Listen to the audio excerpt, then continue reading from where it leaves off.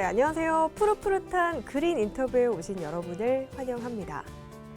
최근 많은 기업들이 기업의 도심숲 조성, 그리고 지역의 플로깅 활동 등 ESG 경영을 이어가고 있는데요. 생물 다양성 보존, 더 이상 먼 미래의 문제가 아니라 우리가 지켜야 할 하나의 과제가 되었습니다. 생물 다양성과 ESG, 그리고 인간과 지구가 공생하는 방법에 대해서 오늘 이야기 나눠보도록 하겠습니다. 교수님 안녕하세요. 네, 안녕하세요.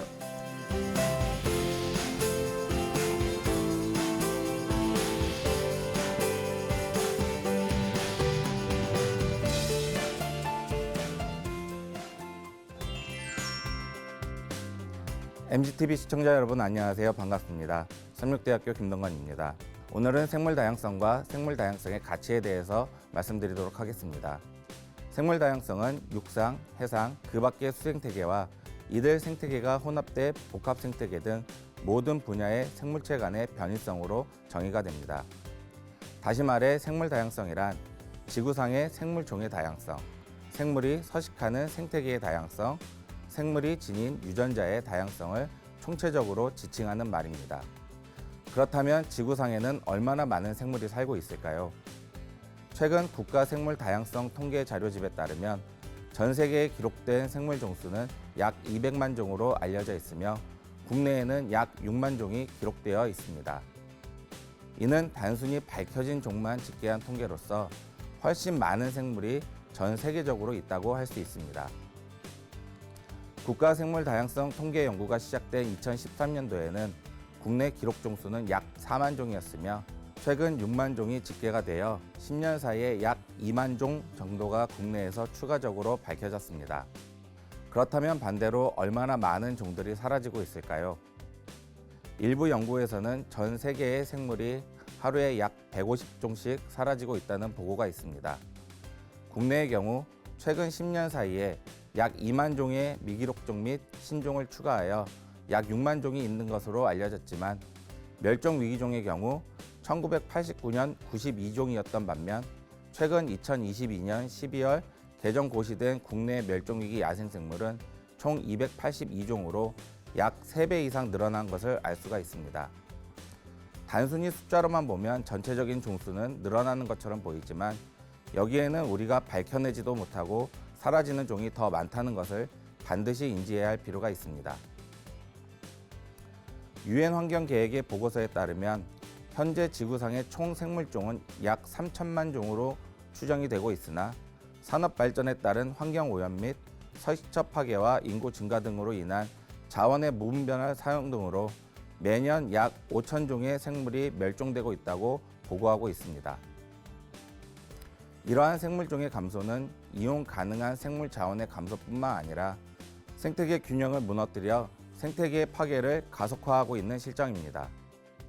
1970년대부터 국제사회에서는 생물종 보호의 중요성을 인식하고 멸종 위기에 처한 야생 동식물의 국제 거래에 관한 협약, 사이테스 등 여러 국제 협약을 통해 생물종을 보존하기 위한 노력을 해왔습니다.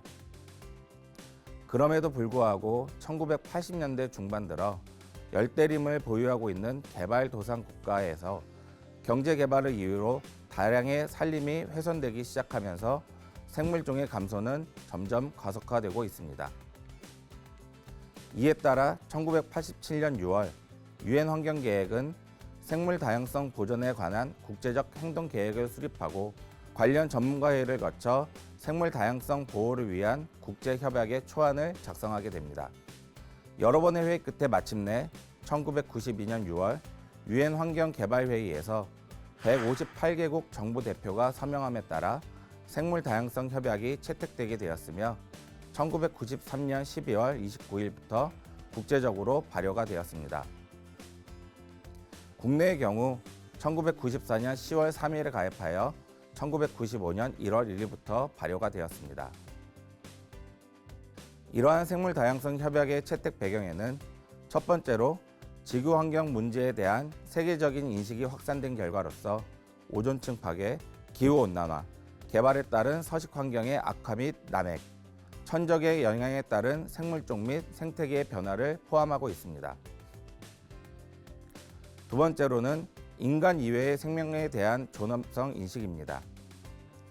윤리적 차원에서 모든 형태의 생명체는 인간에 대한 가치와는 관계없이 그 존엄성이 인정되어야 한다는 것입니다. 세 번째로 생물 다양성의 경제적 가치 인식입니다.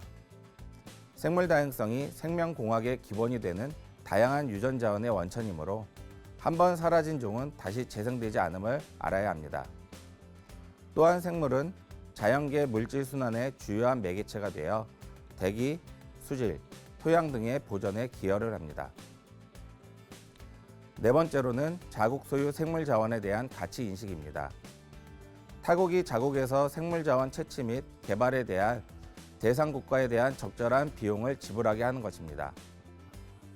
이러한 생물 다양성의 보존과 중요성을 배경으로 채택된 생물 다양성 협약은 현재 196개국 및 유럽연합이 가입되어 생물 다양성의 보존과 그 구성 요소의 지속 가능한 이용, 유전 자원의 이용으로부터 발생하는 이익을 공정하고 공평한 공유를 목적으로 이용되고 있습니다.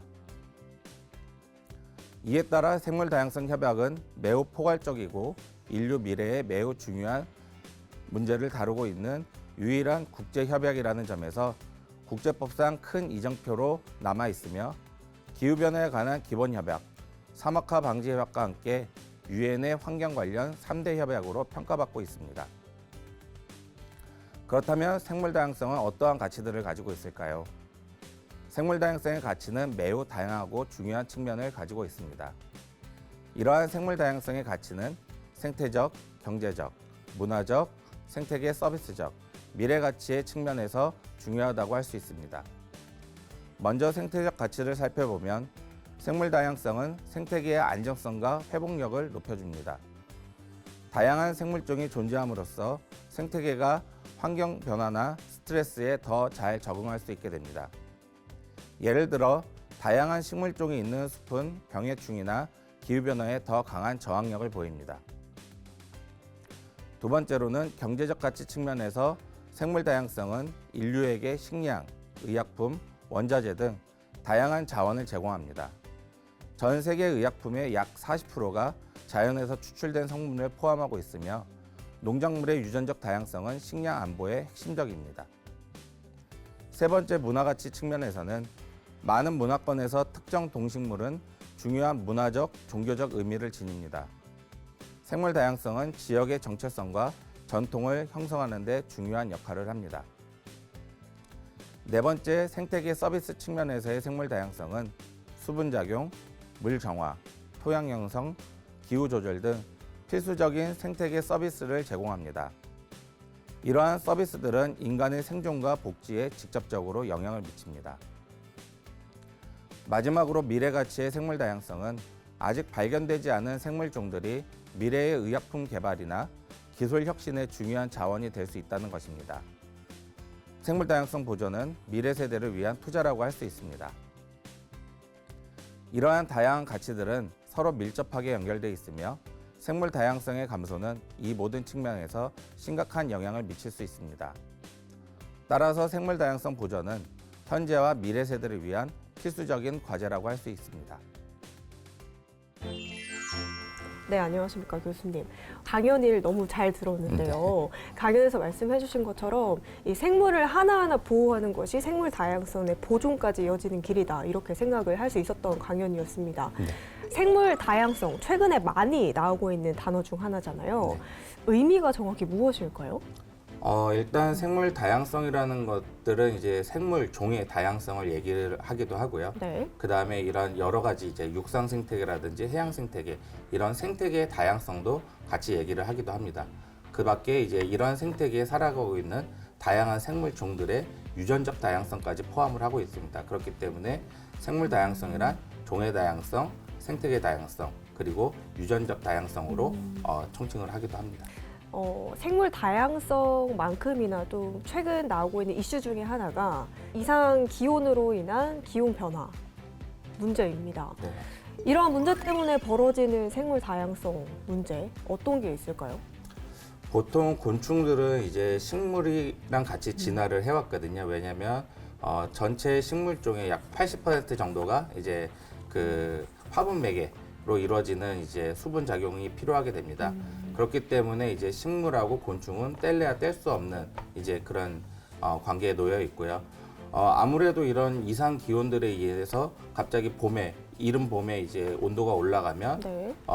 꽃들이 일찍 개화를 하게 되죠. 그렇게 되면은 곤충들은 아직 깨어나지도 않았는데 꽃이 개화됐다가 네. 다시 한파가 오면 꽃이 빨리 시들어버리면 그 뒤에 이제 곤충들이 나오게 되면 이제 식물들이 수분을 못하게 되죠. 그렇게 되면 열매도 맺지가 못하게 되는 것들이고 역시 마찬가지로 곤충들도 이러한 그 화분 작용을 못하면서 먹이 활동을 못하기 때문에 이런 그 생태적 구조화들에 의해서 생물들이 결국은 연쇄적으로 반응이 돼서 이게 균형이 무너뜨려질 수가 있는 것들이죠. 비단 한 종만의 문제가 아니라 여러 유기적으로 연결이 돼서 생물 다양성 감소가 이어지는 거네요. 네, 맞습니다. 사실 저희가 ESG 프로그램이다 보니까 생물 다양성에 대한 감소가 ESG 전략에는 어떻게 적용이 되어야 하는지도 궁금합니다. 사실 ESG라는 거는 이제 기업들이 이제 환경이라든지 사회, 그다음에 이해관계자들 간의 이러한 적절한 그 지배 구조라든지 이런 네. 것들을 통해서 사회에 공헌하는 시스템입니다. 그렇기 때문에 이제 기업 활동을 위해서는 예전에는 단순히 이제 개발만을 목적으로 하고 이윤 추구만 목적으로 했다고 한다면 네. 지금은 이제 환경에 좀 더 안전하고 환경을 보존을 하고 아니면 오히려 환경을 복원할 수 있는 그런 측면까지도 고려해서 기업들이 활동을 해야 된다는 그런 개념들이거든요. 그렇기 때문에 현재 그 ESG에서는 네. 이러한 그 환경 보존이라든지 생물 다양성 보존을 통해서 이제 기업들이 이제 그 사회에 이런 공헌을 하고 이제 환원을 하는 그런 시스템이 되겠습니다. 맞습니다. 제가 봤던 것도 잃어버린 습지를 개발한다든지 또 도심 숲을 조성을 해서 사람들이 뛰어놀 수 있는 공간 혹은 생물을 위한 공간을 조성한다든지 하는 걸 봤습니다. 교수님께서 보셨던 기업의 ESG와 관련된 전략 중에서 좀 괜찮다 싶었던 게 있으실까요? 보통 이제 그 제조업 같은 경우들은 이제 공장 부지를 선점을 하면서 네. 땅을 이제 이제 산림이었던 지역에다가 이제 공장 부지들을 많이 설립을 하게 되면 그만큼 산림이 훼손이 되고 생물들이 살아갈 서식처들이 많이 없어지게 네. 되는 것들이거든요. 그래서 최근에는 이러한 것들을 이제 방지하기 위해서 많은 기업들이 이제 옥상 녹화라든지 옥상 정화, 생태 공원 등을 같이 조성을 해서 사라지는 서식지만큼 또 보존을 위한 노력도 함께 하고 있는 것들로 알고 있습니다. 제가 알고 있기로는 기업이나 정부 차원에서도 그런 생물 다양성 감소를 위한 활동을 지원하는 경우도 많다고 들었습니다. 네, 맞습니다. 요즘에는 이제 뭐 탄소 중립과 마찬가지로 이제 그 생물 다양성을 보존을 하고 그 다음에 이제 기업들이 이제 환경에 대한 보존 활동이라든지 이런 것을 할 때는 이제 생물 다양성 금융이라는 이런 그 개념들이 도입이 되기 시작했거든요. 그래서 이러한 그 환경에 좋은 영향을 미치는 기업들에 대한 투자를 중점적으로 지원을 한다든지 이런 시스템들을 마련하고 있는 것으로 알고 있습니다. 다각도에서 지금 방안을 마련하고 있군요. 네네. 5월 22일 아시나요, 교수님? 생물 다양성의 감소와 관련된 굉장히 중요한 날인데요. 생물 다양성 협약이 발표된 날을 기념하기 위한 날이라는 뜻으로 생물 다양성의 날이라고 제정이 되었다고 합니다. 네. 이런 날이 특별하게 좀 지어진 의미가 있을까요? 일단 그 쿤민 몬트리올 글로벌 생물 다양성 프레임워크는 이제 2022년 12월 15차 생물 다양성 협약 당사국 총회에서 채택된 네. 그 전 지구적인 이제 생물 다양성 이제 전략 계획입니다. 그래서 이 프레임워크는 이제 그 자연과 조화로운 삶이라는 이제 2050년 비전을 달성하기 위해서 여러 가지의 이제 다양한 로드맵들을 제시하고 있고요. 그 중에서 이제 2030년까지의 이제 핵심 네. 목표를 달성하기 위한 전략을 세웠는데요. 그래서 그 육상이라든지 해양의 약 30% 이상을 보호지역 및 관리지역으로 설정을 해서 보존을 하고 그 다음에 훼손된 육상 및 해양 생태계의 30%를 이제 복원하는 30 by 30 전략을 세우고 있고요. 그 밖에 이제 살충제라든지 이제 유해 화학 물질로부터의 그 부정적 위험들을 감소를 시키고 그 다음에 이제 침입 외래종의 정착이라든지 그 다음에 유입률을 절반으로 낮추는 것을 이제 목표로 하고 있습니다. 그래서 이런 것들은 이제 생물 서식지를 보호하고 생태계 연결성을 확보하는 데 있어서 매우 중요한 의미를 갖는다고 할 수 있겠습니다. 네, 사실 기후 변화가 이어지면서 곤충이 많이 나오고 있는 곤충도 있고 또 적게 나오고 있는 곤충도 있습니다. 예를 들어서 말씀드리자면 모기가 최근에 자주 나오고 있는데요. 기후 변화와 곤충의 관계에 대해서 좀 말씀해 주실 수 있으실까요? 네, 일단 곤충은 변온동물이기 때문에 얘네들은 온도에 상당히 민감합니다. 그렇기 때문에 이제 온도가 올라가면 올라갈수록 성장 속도가 빨라집니다. 그래서 네. 예전에는 보통 이제 그 기온이 올라가는 4월부터 한 10월까지 이제 모기가 활동할 수가 있었는데요. 네. 최근 들어서는 이제 3월부터도 빠르게 기온이 상승을 하면서 모기 활동 기간이 3월부터 거의 12월까지 이제 상당히 많이 늘어난 양상을 보이고 있고요. 특히 올해 같은 경우에는 기록적으로 이제 4월 달이 평년에 비해서 상당히 온도가 높았거든요. 네. 그렇기 때문에 모기 밀도도 상당히 많이 증가를 했고 그에 따라서 올해 이제 전국에 이제 말라리아 경보까지 이제 발령이 됐었거든요. 그렇듯이 이제 이러한 그 기온 변화에 따라서 네. 모기라든지 이런 곤충들이 상당히 빠르게 성장을 하고 활동 시기가 늘어난다는 그런 그 결과를 초래를 할 수가 있습니다. 그렇군요. 기온 변화에 따라서 모기의 크기나 빈도에도 영향이 미치는 거네요. 사실 이제 그 세대가 빨리 돌아가게 되면 네. 크기는 조금 작아지는 경향은 있고요. 아, 대신 이제 1년에 뭐 10번 나오던 것들이 뭐 12번, 15번까지도 이제 나올 수가 있는 것들. 사실 어떤 관점에서는 모기가 해로운 곤충은 아니다 이런 지적도 나옵니다. 이거에 대해서 어떻게 생각하실까요, 교수님? 사실 모기는 그 인간을 사망에 이르게 하는 가장 중요한 그 동물 중에 1순위입니다. 그렇기 때문에 모기로 인해서 인간들이 가장 많이 사망을 하고 있고요. 하지만 이제 저희가 뭐 이 모기를 방제하려고 하는 역사는 엄청 오래됐거든요. 네. 뭐 수백 년이 됐는데 절대로 인간들이 이 모기를 정복을 못했습니다. 근데 다른 측면에서 보면 다른 일부 학자들은 모기가 멸종하게 되면 지구가 멸망을 한다 이렇게까지도 말을 하고 있는데요. 그 이유는 이제 모기는 유충이 이제 물속에 살면서 다른 또 동물이나 어류 이런 것들의 이제 먹이원 또 활동을 하고 있거든요. 그렇기 때문에 이제 전반적인 먹이 사슬에서 이 모기가 차지하는 이 생태적인 지위가 있기 때문에 이런 것들이 하나가 무너지게 되면 전반적인 생태계 사슬이 무너지기 때문에 결국은 생물 다양성이 무너진다고 할 수가 있는 거죠. 아, 그렇군요. 네. 그러면 모기가 다 없어지는 게 사실 안 되는 거네요. 그렇기 때문에 네. 최대한 이제 저희가 모기로부터 안전하기 위해서 이제 개인 위생을 철저히 네. 해야 되는 것들이고 주변에 이제 모기 서식처들을 저희가 좀 제거를 하거나 네. 관리를 하는 것이 현재로서는 이제 최선의 방법이라고 할 수 있습니다. 스스로 없애려는 노력을 계속 해야 된다는 거군요. 예, 맞습니다. 교수님께서 하셨던 프로젝트 중에서 모기와 관련된 프로젝트도 있을까요? 제가 현재 지금 연구하고 있는 것 중에 지금 진행하고 있는 것들은 네. 이제 서울시에서 진행하고 있는 이제 모기 예보제를 제가 담당을 하고 있고요. 네. 그 밖에 이제 질병청에서는 이제 이런 모기라든지 이제 모기 매개 질병, 그 다음에 그 진드기로부터 오는 찌찌가무시라든지 SFTS 이런 것들을 미연에 방지하기 위해서 전국에 16개 거점기관을 두고 모니터링을 하고 있거든요. 그 중에 제가 지금 수도권 센터장을 맡고 있습니다. 교수님이 생각하시는 사람에게 해로운 곤충 그리고 이로운 곤충이 무엇인지도 궁금합니다. 사실 이게 상당히 복잡하고 어려운 개념인데 네. 입충하고 해충을 나누는 기준은 어디까지나 인간의 관점에서 경제적으로 피해를 주느냐 안 주느냐의 차이거든요. 그래서 아마 여러분들이 올해 뉴스를 보셨는지 모르겠지만 올해 한번 제주도 앞바다에서 이런 그 된장 잠자리떼가 낚싯배를 습격을 해서 엄청나게 야간에 몰려든 그 현상을 네. 본 적이 있거든요. 근데 실질적으로 이 잠자리들은 하루에 모기를 엄청나게 많이 잡아먹는 익충입니다. 맞습니다. 저도 근데 사실 본 적이 있거든요. 그 뉴스 기사에서는 마치 얘네들이 야간에 사람들한테 몰려들어서 불편을 일으키는 해충처럼 비춰지고 있거든요. 그렇기 때문에 보는 관점에 따라서 사실 익충과 해충이 나눠질 수가 있는 것입니다. 네. 상대가 누구냐에 따라서 네, 해충과 맞습니다. 이충이 나눠지는군요. 경계가 사실 모호하죠. 네, 맞습니다.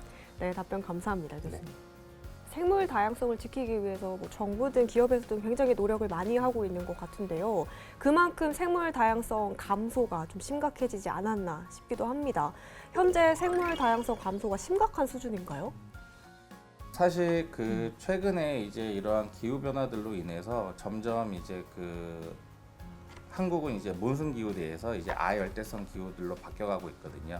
기온이 엄청 네, 높아졌더라고요. 올라가고 네. 있죠. 그러면은 아무래도 이제 오히려 그 아열대성에 살던 생물들이 네. 국내에 들어와서 이제 그 정착을 하는 경우도 있겠지만 어떻게 보면은 이제 추운 지역에서만 살 수 있는 종들이 있거든요. 이런 종들은 이런 온도 범위의 변화를 이제 극복하지 못하고 이제 사라지는 네. 경우들도 있고요.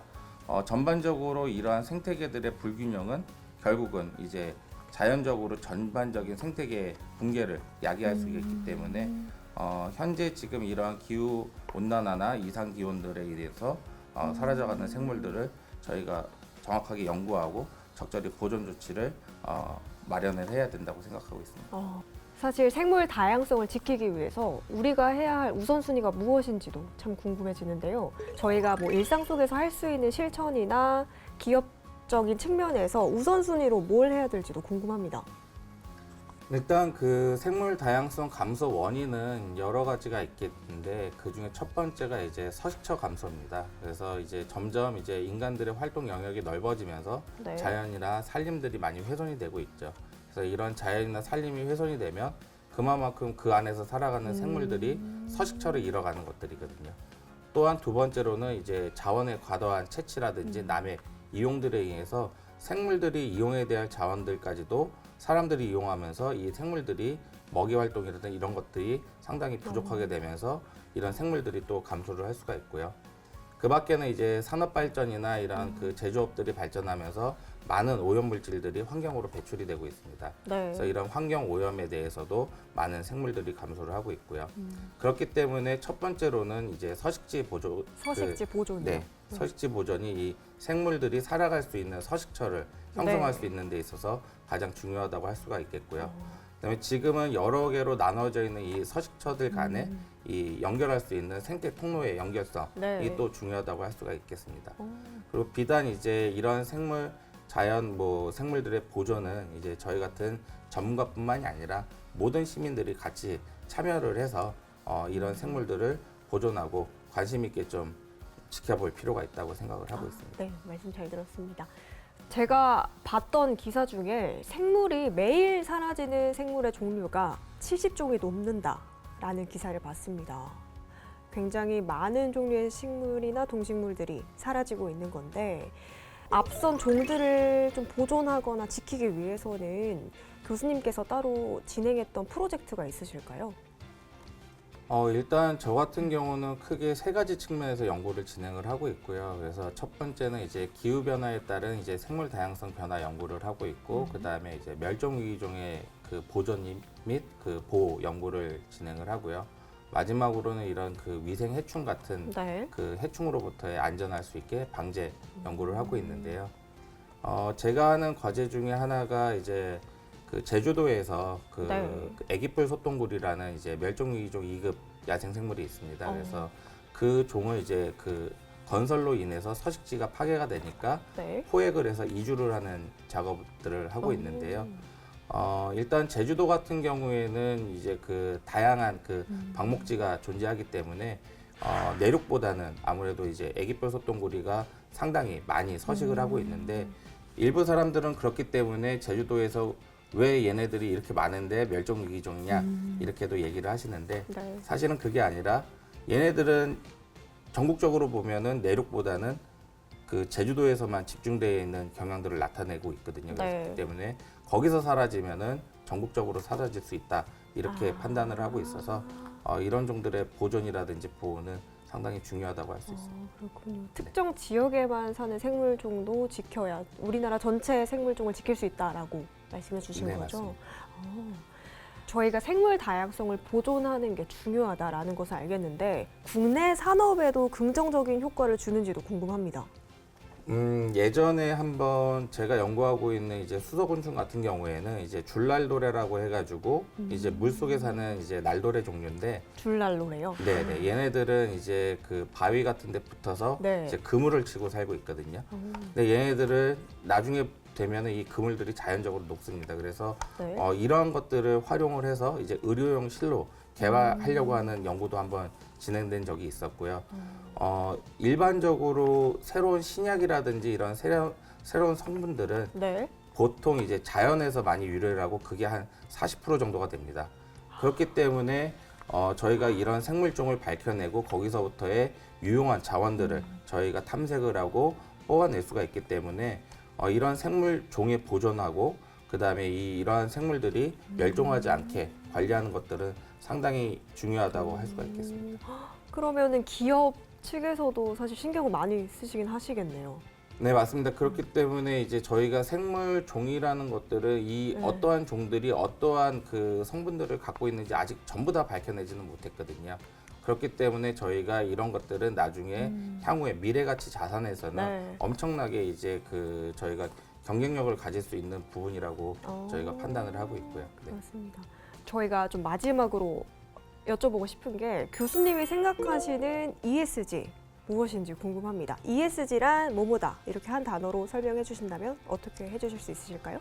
일단 ESG라는 것들은 저는 이제 공생이라고 생각을 합니다. 그래서 ESG는 결국 기업이 환경, 그다음에 사회, 그리고 다양한 이 이해관계자들이 어떻게 조화롭게 네. 공존할 것인가를 이제 그 생각하는 것이기 때문에 특히 이제 생물 다양성 측면에서 보면 인간은 이제 그 인간과 자연의 공생은 이제 그 우리의 그 지속 가능한 그 미래를 위한 필수 조건이 될 수가 네. 있거든요.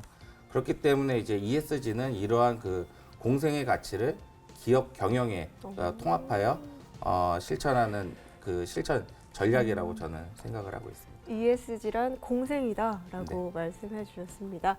네, 오늘도 이렇게 귀한 시간 내주셔서 감사드립니다. 네. 꿀벌이 사라지면 인류의 생존 자체가 위협을 받는다라는 말이 있습니다. 단순히 꿀벌이 이 꽃가루를 옮기는 존재일 뿐만 아니라 우리의 생태계로서 일원으로 일을 하고 있기 때문이 아닐까 싶은데요. 저희 그린 인터뷰 긴 여정을 통해서 ESG 전체를 총망라해보는 시간 가졌습니다. 저희와 함께 환경보호의 발자국 디뎌보시는 건 어떨까요? 지금까지 그린 인터뷰였습니다. 고맙습니다.